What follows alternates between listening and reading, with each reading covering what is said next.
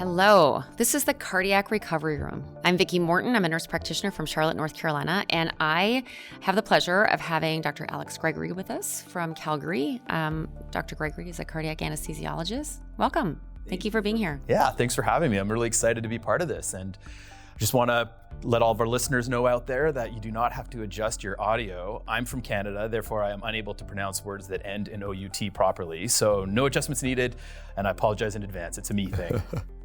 And we also have Dr. Sinu Reddy, cardiac surgeon from Nashville, Tennessee. Welcome. Thank you. Well, going with the accent thing, I hail from Alabama, and so if you detect a slight Southern accent on an Indian guy, that's why. All right.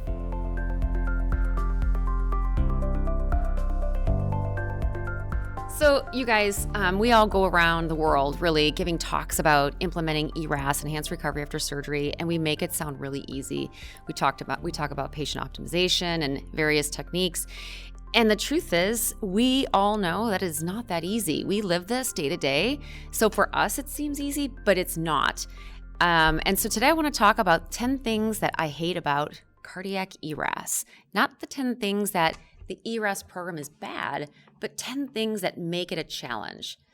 Dr. Gregory, tell me one of yours. Great topic. I mean, the reality is I think when we talk about it, we make it look easy, but deep down, we all know it's actually not easy even for ourselves. So I don't think it's easy. But when I look at it, item number one that I hate about ERAS is when people look at it and they make it too complicated. Easily done. You've got about 30 elements out there that you could do, and people, I think, are daunted when they look at that list. They feel like they have to do everything, and then they just don't do anything.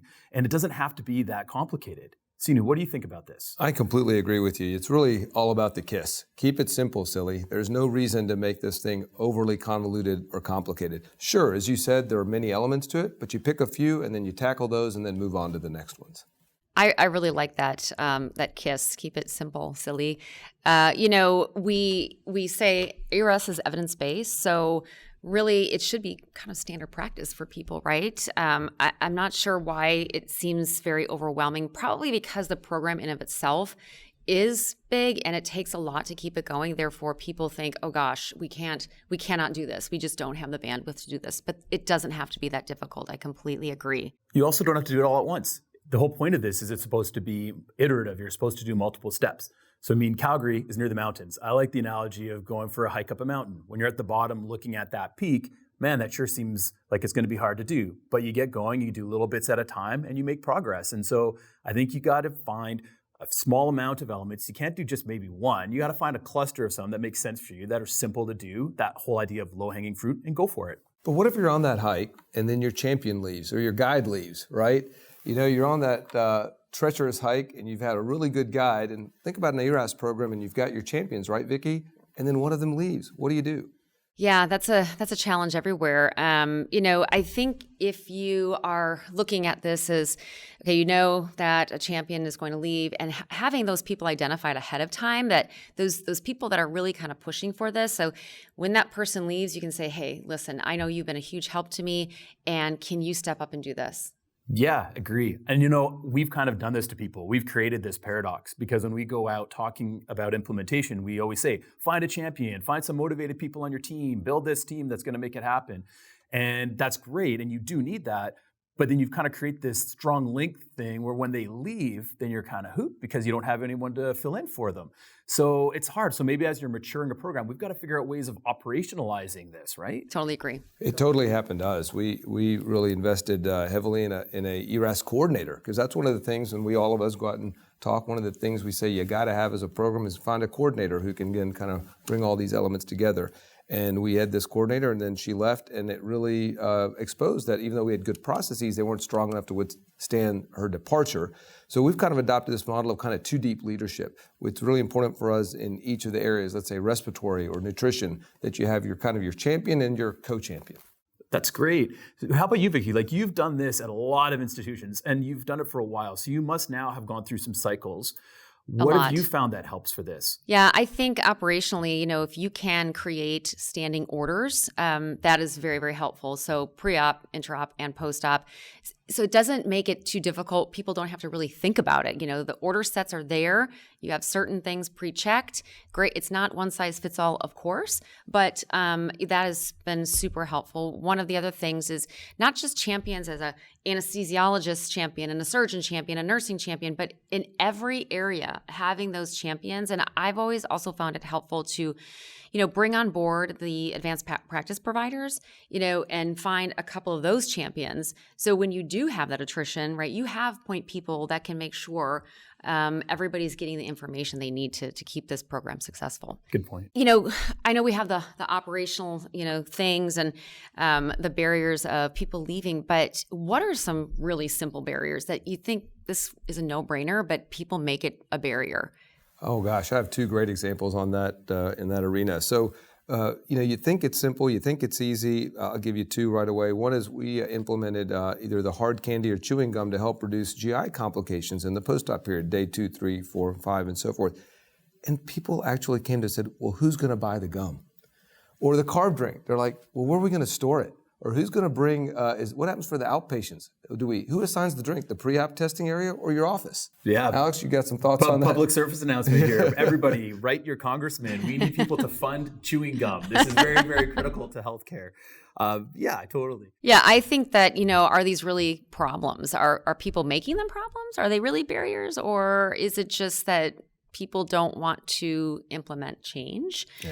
I understand that some hospitals, they might have the financial problems that they're like, no, we just cannot fund this. But there are ways around that, right? You can instruct your patient to buy complex carb loading on Amazon, or go get Gatorade if you're going to use the route of Gatorade. It doesn't have to be that difficult. Yeah, and I think this is a below the surface issue where I think people present these micro barriers, not because they really are barriers, because they're really they're afraid of change or they're resistant to change. So even if you find a solution to that micro barrier, they're just going to bring up another one. So I think it's something deeper. You have to realize that this is part of that whole implementing change within an organization. It's really about that pesky pet dogma. Yeah, that's right. That lives out there. So with barriers, what are you guys seeing in your practice as far as, people sometimes say, well, you're taking away my autonomy. That's a big problem. What are you guys hearing out there? One of the tricks on the autonomy front we've implemented is really encouraging people to bring forth their own ideas and to create autonomy within their sphere of the ERAS component they're in charge of. Example, so if you're the respiratory therapist, we know what the metrics are. We want to get folks extubated early, might be 6 hours, 12 hours, and certainly before 24 hours. Let the respiratory team come up with the way they want to do that. So really for them, it's they own it. It gives them ownership. So you're talking about kind of like customizing, just allowing some customization of these protocols. Have you had some experience with that on your end, Vicki? Like, what have you found work? Yes, because one of the things I found early on was interoperatively, the anesthesiologists or the CRNAs, they're like, I can't even, I have to stick to this rigid protocol. And I'm like, no, this is the bare minimum. This is the minimum we expect. And from there, if you need to add, other medications, dexmedetomidine or ketamine or what have you to avoid giving opioids, like that is, you decide what your patient needs at that time. And they didn't really realize that, we were not saying you can't do this or you have to do that, but you have to clinically think as to what your patient needs. That's smart. That makes a lot of sense. I guess then if you're doing that in your program, you really got to make sure that the parts you decide to standardize are like the most valuable parts. And then that can allow personal choice above that. Yeah, it's about empowerment. It is. That's a great way to put it. What about, those people that just don't like change and they're obstructionists? How do you handle that in your organizations? Because I see that all the time. That is one thing I hate completely. Yeah, that's tough. And I mean, it's funny because we talked about autonomy. People don't tell me you're getting in my autonomy. That's not they do stuff that shows that that's how they're feeling. And so I think when you're looking at helping people change, a big thing you can do is helping them be dissatisfied with the current status, right? So if you can identify areas that you're not doing a great job, you will motivate people to do a better job. So I find that taking a step back and tackling that first helps me then get the discussion on change going. So one thing I did early on in the program that I started was for the surgeons who just did not want to come on board with ERAS. They're like, no, my patients are fine, my outcomes are great. Data speaks, right? Speaks loud. And posting outcome outcome data of all of the surgeons in the provider lounge. Yeah. I did not name the surgeons. I was asked not to, but it was surgeon A, B, C, D, E. And you saw the differences of the surgeons who were doing ERAS and the ones that weren't. And it really pushed those that were not to see their outcomes and how much worse they were, to say, oh, shoot, I guess I do need to make a change. Vicky, I mean, you just really hit the nail on the head with that one. The biggest way, or the best way rather, to create the biggest change in physician behavior is actually show their outcomes in comparison to their peer group. And when they see themselves as an outlier, the number one thing they will do is converge to the mean. And in your case, of course, the mean were the physicians doing ERAS. And same thing, like in anesthesia, we had dogma, and we had a few folks who did not believe in the NPO, up to just being able to drink clear liquids within 2 to 4 hours before the operation. And boy, you find a champion, says, hey, just try it on a few. And then before you know it, everybody's on board. So that's a good point. This is all touching on a lot of this idea of status quo, right? And the power of status quo. Vicky, I hate status quo. How do you feel about status quo? I cannot stand status quo. I absolutely, I love change, and I wish people would embrace it, right? But one thing that I hear all the time in this, and I cannot stand, is this is just the way I've always done it. So you sound very calm when you say that, but for the listeners out there, Vicky literally was about to strangle her microphone as she was using that word, because I think we hear it all the time and it drives us all nuts. Yeah, and my response is, if you've been doing it this same way for years of your practice, you're doing it wrong, because medicine evolves, medicine changes, the evidence changes all the time, and we have to stay on top of it. Dr. Reddy, do you hear that? You are always on top of it, so I so appreciate that about you, but I know that you work with people who aren't. Right, and I mean, I think what I embraced is the only constant in the world around us is change. So if you don't embrace that change, then it's going to leave you behind, and that train's going to leave the station. The other is I listened to the admonition of one of our former STS presidents who said, incorporate one new thing into your practice every year. If you don't, you'll find out you're going to quickly become with the dinosaurs. Yeah, and I think one of the struggles that we have is almost a good thing, which is that people are actually doing a pretty good job already. And so the reason why they can say that is because they're doing a decent job. And so part of the messaging sometimes has to be, I'm not telling you you're doing a bad job. I'm just saying you're doing a good job, but we could probably make you better. And I feel that people do want to get better. They do. Yeah, I see that too. They want to provide good patient care. They want good outcomes. I just sometimes think, if you help people to understand that this is your idea, this is your practice, and have them own it, it sometimes comes across a little bit softer, and people tend to go with it a little bit better. But do you find that, if somebody's implementing an ERAS program and that they kind of use their own soapbox to throw things on the protocol? Man, yeah. You're hitting. This is one of my big ones, I think, Vicky, which is when people use an ERAS program to replace existing dogma with their own new dogma. So I was in the OR one day in a non-cardiac room, and I got handed out this sheet that had our new infection reduction bundle. And it had really good stuff in there, giving antibiotics properly. And then lo and behold, I see an item that says, don't bring your backpack into the operating room. I'm like, what are you talking about? Like, where is the evidence on that, right? And so I always refer to it as like piggybacking in. And so clearly someone just wanted to throw that in there because it's a pet peeve of theirs. It has nothing to do with evidence. And the thing they don't realize is when you see that one item, it makes you disbelieve the other 10 that are evidence-based. It's very, very poisonous. So absolutely. And, and this is one of the reasons it's so important to have a point person for your ERAS program, somebody who really oversees the whole thing, because they can catch these things. I'm running a program, I'm constantly looking at the patient's chart, the data, and I catch little things like, oh, well, how come this multimodal practice is now changed in our CV ICU? That was not discussed in the committee, and nobody agreed to it, and it's not even evidence-based. So now we have to address that. So we have to really be keeping track of our programs and making sure that we are following the evidence. What I see all the time too, I'm going to shift a little bit here, and it drives me insane because we're not giving the patients a fighting chance, is that when people are too quick to bail on ERAS, like patient didn't get extubated on time, or patient is anything, right? Not eating, or we haven't gotten them on a bed. They're off ERAS now. They failed. And how do we change that? Nobody fails ERAS, by the way. Yeah, that's a great point, and it's exactly right. This is not a zero-sum game. It's not a pass-fail. It's not there's only one way to win, and you have to win all the elements.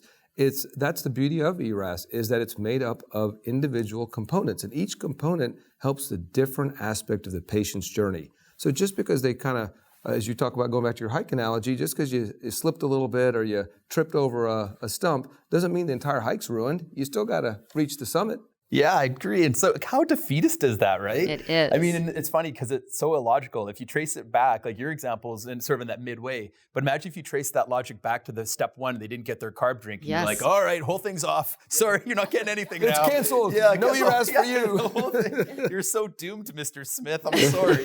and so I wonder, sometimes wonder if what it is because ERAS is hard, which is why we're talking about this, is that I think people sometimes use the patient falling off the pathway as a bit of an out.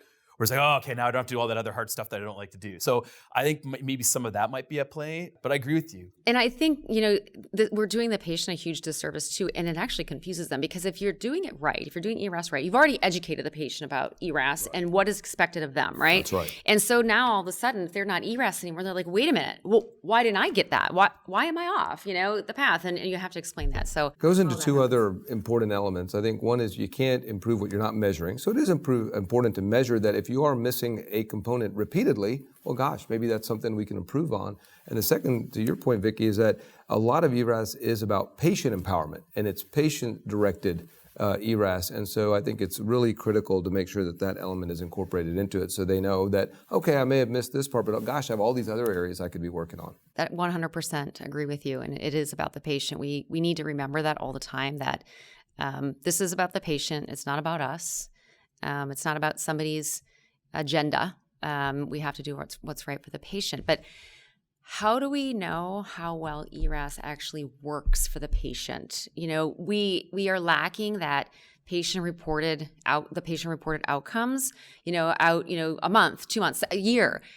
And we need to do better at that. It's a really good point. I don't know if anybody can honestly say that they can say that their ERAS program is benefiting the patient from the patient perspective. We think it is, and we can show these other outcomes that we think matter, like reduced pain, reduced opioids, the shorter length of stay. And these are important probably to the patient. They're definitely important to us.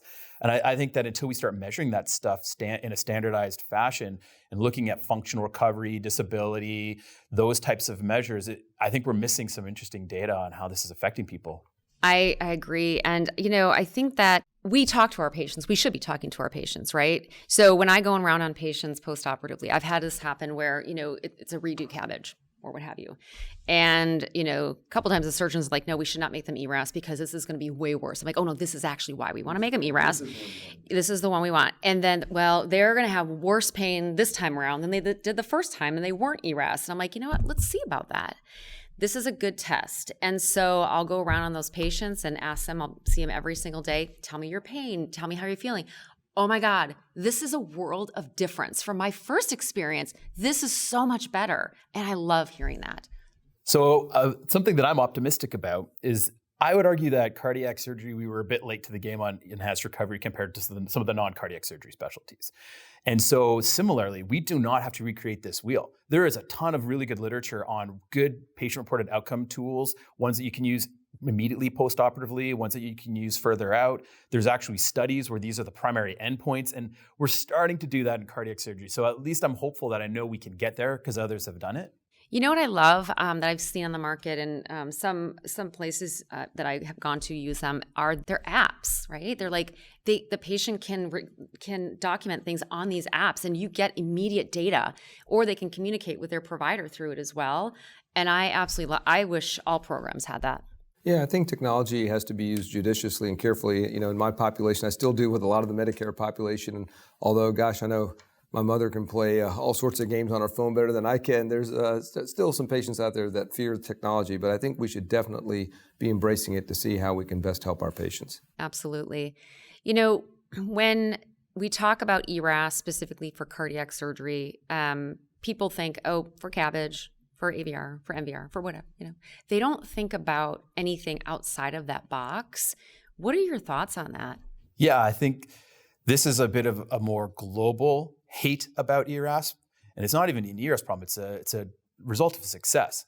I hate that ERAS now in people's minds equals this fixed thing. Some of it's because we've done such a good job of implementing it in some respects. Some of it is because of our non-cardiac folks where they have these bundles that are very similar. So when I tell someone ERAS and they say, perfect, carb load, multimodal analgesia, early extubation, tubes out, there you go, that's your life, move on.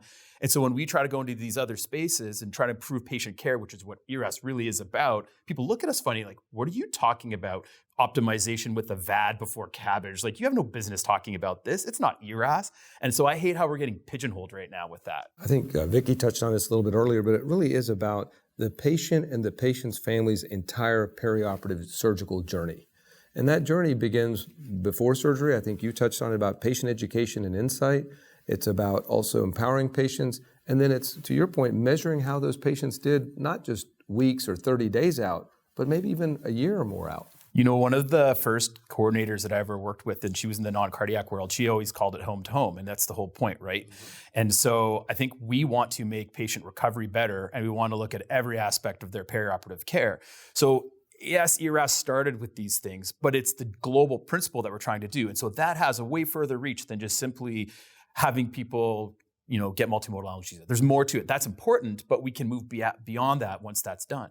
I know that oftentimes I'm rounding in the ICU and it's the day after surgery and patients immediately express their gratitude. Oh, thank you, Dr. Reddy, and getting me through the operation. I'm like, listen, don't thank me yet. Thank me when you're back to doing all the things you want to do. I said, today's just a small step in that long journey of your recovery. That is definitely the marker for sure. You still accept the box of cigars that they give you? Okay, perfect. Just want to make sure that you're not totally punishing yourself there. Well, thank you so much for joining today. ERAS is not that hard, right? But it's hard to get people to do it. And the implementation, we know, can be very challenging because this is about change management and culture change.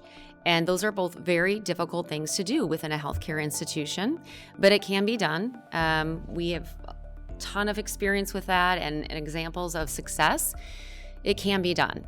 Yeah, I agree. This was a great talk. When I talk about implementing ERAS, I always have this slide with the pie chart, and I say it's like 10% evidence-based medicine and the actual clinical stuff, and the rest of it is all this change management and implementation and managing people and how our brains work when we have to try to change. And it's hard. And I think we've identified a few solutions today, but it's obviously a work in progress. Even though we kind of label this talk, the things we don't like about ERAS, listen, all three of us at this table are ERAS lovers. And I think these are just, what we want to do here is identify a few challenges and maybe some ways you can tackle them.